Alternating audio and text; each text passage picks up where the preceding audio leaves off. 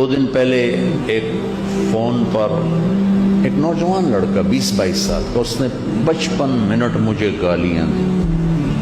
55 minute کو ماں بہن کی نہیں، لیکن اس نے میری عزت چھوڑی نہیں، اور میں 55 منٹ ایسے سنتا رہا.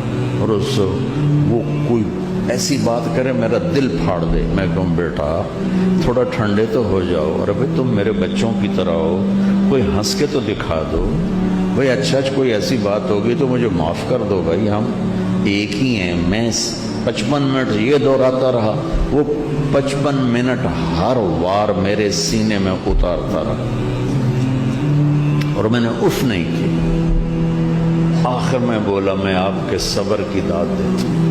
میں اتنا بدتمیزی سے بولا اور آپ اتنے صبر سے پی گئے. میں نے کہا تم میری اولاد کی طرح ہو. اس وقت تمہیں غصہ آیا ہوا ہے، میں بھی غصے میں آتا تو کام خراب ہو جاتا. لہذا تمہارے غصے کو برداشت کرنا بطور باپ میرے ذمہ تھا، یہ آپ سے چاہتا ہوں.